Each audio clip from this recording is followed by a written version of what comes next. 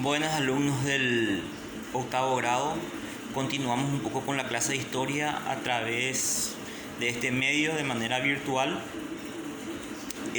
Hoy vamos a hablar las ideas de la Ilustración y de qué manera esas ideas contribuyeron con la emancipación de los pueblos americanos. Nos estamos ubicando en la unidad 2 del libro.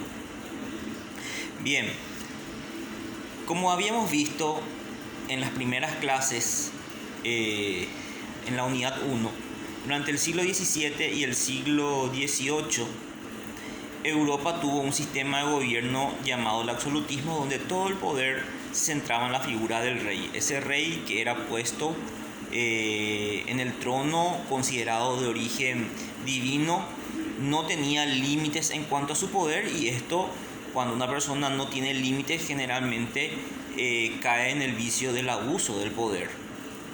Ante el poder absoluto del rey, nacen ciertas ideas de carácter liberal que da origen al constitucionalismo, sirviendo como fundamento las ideas de los ilustrados o de la Ilustración, que fue un movimiento filosófico político que se opone al poder absoluto del rey, afirmando que los ciudadanos tienen derechos y que esos derechos deben ser respetados, aunque el rey pueda tener todo el poder que pueda.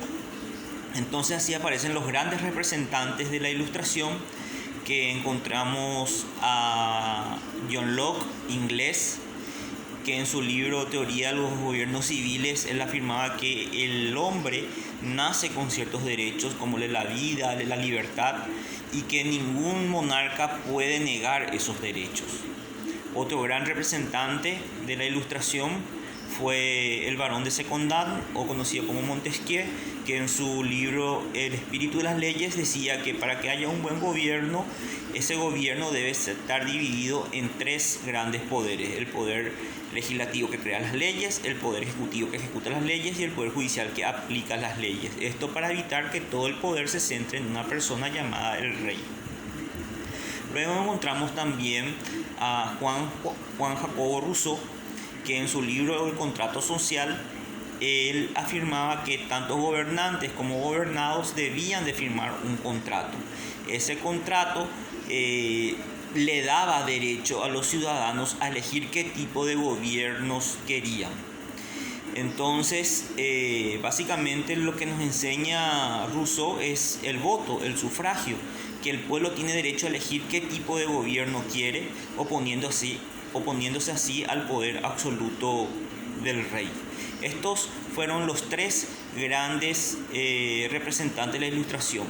Voltaire también se le puede considerar, aunque él era más del despotismo ilustrado.